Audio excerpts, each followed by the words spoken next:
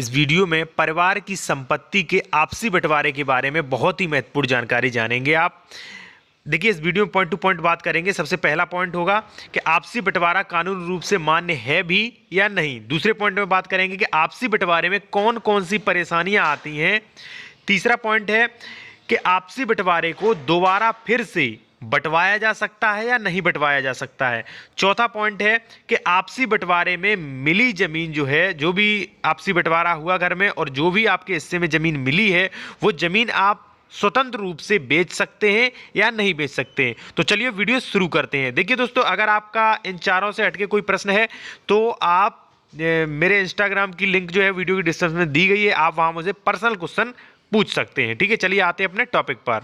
उत्तर प्रदेश भूमि व्यवस्था अधिनियम जो है वो प्रत्येक जोतकार को, जो भी जोतकार हैं, उन्हें विभाजन करने का अधिकार प्रदान करता है। कोई भी जोतकार है वह अपनी भूमि के विभाजन के लिए मुकदमा दायर कर सकता है और मुकदमा दायर करने का प्रोसेस जो है वो उत्तर प्रदेश राजस्व संहिता में भी इसका प्रावधान किया गया है। ठीक है, सबसे पहले आप जान लीजिए कि जो भूमि व्यवस्था अधिनियम है वो विभाजन करने का अधिकार आपको देता है। ठीक है, और जो कोर्ट द्वारा विभाजन होता है, ठीक है, आप मुकदमा दायर करेंगे और फिर जब विभाजन होगा, फिर बंटवारा जो भी होगा, जिसके हिस्से में जो संपत्ति मिलेगी, वह बंटवारा जो है वो हमेशा मान्य रहेगा। ठीक है, जो कानूनी रूप से आपने बंटवारा कराया वह तो हमेशा मान्य होता ही है।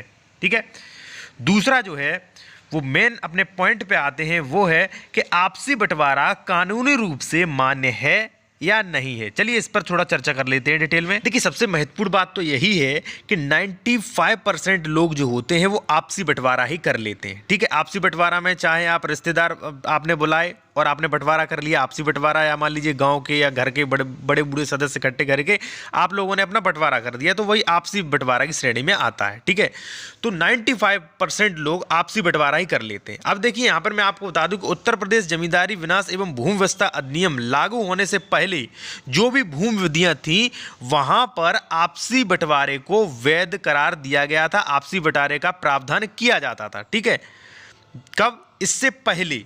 ठीक है, लेकिन अब जो उत्तर प्रदेश भूमि व्यवस्था अधिनियम जो है प्रेजेंट टाइम, वहां पर आपसी विभाजन के संबंध में कोई भी प्रावधान नहीं किया गया है।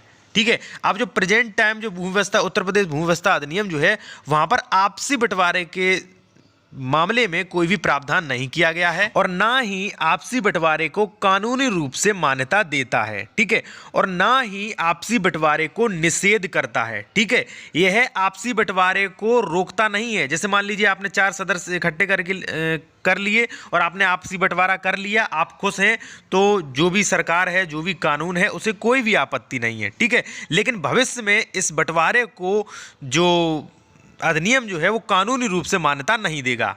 यदि आप सभी लोग खुश हैं आपसी बंटवारे तो कोई दिक्कत नहीं है। ठीक है, लेकिन भविष्य में आप ऐसा नहीं कर सकते कि भाई बंटवारे में हमें ये जमीन मिली थी, ठीक है, अब इसे मान्यता दे दी जाए। मान्यता आपके बंटवारे को नहीं मिलेगी। ठीक है, मान्यता उसी बंटवारे को मिलती है जो कोर्ट द्वारा मुकदमा दायर करके जो बंटवारा किया जाता है, उसी बंटवारे को मान्यता मिलती है। ठीक है, चलिए बहुत ही महत्वपूर्ण क्वेश्चन पे आते हैं कि आपसी बंटवारे में कौन कौन सी परेशानियां सामने आती हैं। देखिए, जैसा कि आप डिस्प्ले पर देख सकते हैं, यहाँ पर लिखा है कि ए और बी भाई हैं, उन्होंने अपनी संयुक्त संपत्ति जो एक्स और जेड संयुक्त संपत्ति थी उसका आपसी विभाजन, आपसी बंटवारा कर लिया है। अब उन्हें कौन सी परेशानियां आएंगी? ठीक है, देखिए जैसा कि यहाँ पे मैंने दर्शाया है कि एक्स संपत्ति और जेड संपत्ति, ठीक है, 2 संपत्तियां हैं और ये जो सर्किल में है ये मान लीजिए गांव के अन्य लोगों की संपत्तियां हैं। ठीक है, अब एक एक्स संपत्ति और जेड संपत्ति, तो भाई आपसी विभाजन हुआ, तो ए ने एक्स संपत्ति ले ली और बी ने जेड संपत्ति जो थी वो ले ली, दोनों खुश हैं। ठीक है,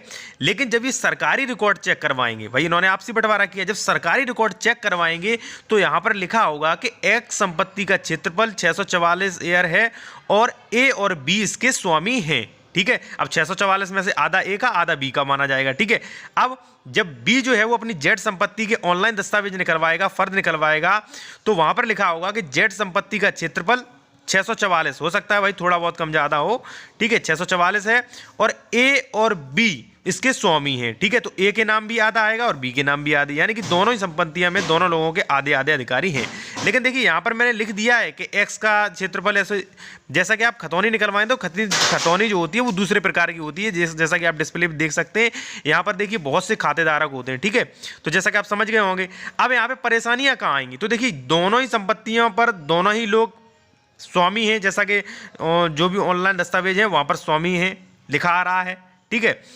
लेकिन जैसे सपोज दैट, जैसे मान लीजिए जो ए व्यक्ति की संपत्ति जो एक्स संपत्ति थी उसके पास से कोई एक्सप्रेसवे या कोई हाईवे निकल गया, ठीक है, तो वो संपत्ति जो एक्स संपत्ति वो तो भाई करोड़ों की हो गई, ठीक है। अब जो बी भाई था जिसे जेड संपत्ति मिली थी वो ये सोचेगा कि भाई ये वाली संपत्ति तो बहुत महंगी अरबों खरबों की हो गई, तो हम भी इसमें से आधा लेंगे, ठीक है, और वो कानूनी रूप से आधा ले लेगा क्योंकि वो सहजोतकार है। क्योंकि जब वो ऑनलाइन फर्द या ऑनलाइन डॉक्यूमेंट्स चेक करता है तो वहां पर लिखा आता है कि एस संपत्ति का क्षेत्रफल 644 है और यहाँ पर ए और बी इसके स्वामी है, भाई वो कानूनी रूप से आधा ले लेगा, ठीक है। लेकिन अगर मान लीजिए तो भाई विवादी परेशानियां ही हुई, ए कहेगा मैं नहीं दूंगा, लेकिन बी जो है वो उसमें ले लेगा कि भाई सरकारी रिकॉर्ड में उसका आधा उसमें मालिक है, तो भाई ए जो है वो कोर्ट जाएगा कि भाई मेरा आपसी बंटवारा हो गया था, मुझे एक संपत्ति जो बंटवारे में मिली थी, अब भाई जब इसकी वैल्यू बढ़ गई तो मैं उसे क्यों दूं।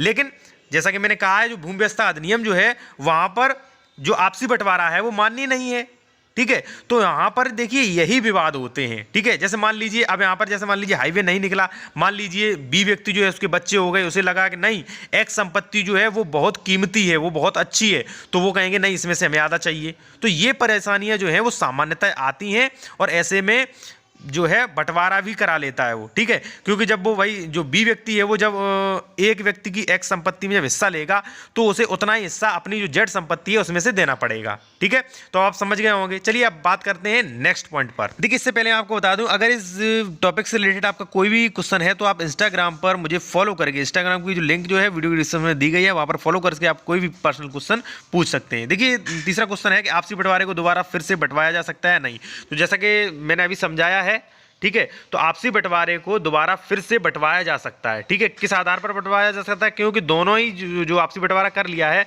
तब भी दोनों ही व्यक्ति सहजोतकार एक दूसरे की भूमि पर सहजोतकार बने रहते हैं। अब नेक्स्ट क्वेश्चन है कि आपसी बंटवारे में मिली जमीन को बेच सकते हैं या नहीं बेच सकते हैं। तो देखिए यहाँ पर जैसा कि मैंने अभी समझाया है कि दोनों ही लोग जो होते हैं वो सहजोतकार होते हैं, ठीक है, यानी कि जैसे भूमि तो बांट लेते हैं लेकिन जो भी भूमि बटी है उस पर जब भी दस्तावेज ऑनलाइन निकलवाएंगे, जो भी डॉक्यूमेंट्स देखेंगे तो दोनों ही स्वामी वहां पे नजर आते हैं, ठीक है। तो जैसे मान लीजिए एक भाई ने अपनी संपत्ति हटा दी, ठीक है, तो अगर बी व्यक्ति ऑब्जेक्शन नहीं कर रहा है उसमें, ठीक है, बी जो भाई है सहजोतकार जो है वो ऑब्जेक्शन नहीं कर रहा है तो वहां पर कोई भी दिक्कत नहीं है, ठीक है। ए व्यक्ति अपनी संपत्ति बेच सकता है, लेकिन अगर बी व्यक्ति ऑब्जेक्शन कर रहा है कि नहीं ये संपत्ति आप नहीं बेच सकते, इसमें आधा हिस्सा मेरा है और ये जो संपत्ति जो है ये बहुत कीमती है, मैं इसमें से आधा नहीं दूंगा, जो मैं संपत्ति जोते हैं उसमें से आधा आप बेचें, ठीक है, तो वहां पर वो रोक भी सकता है। अगर आपको कोई भी क्वेश्चन समझ में नहीं आया तो आप मुझे पर्सनल क्वेश्चन करके कमेंट बॉक्स में या इंस्टाग्राम पर पूछ सकते हैं।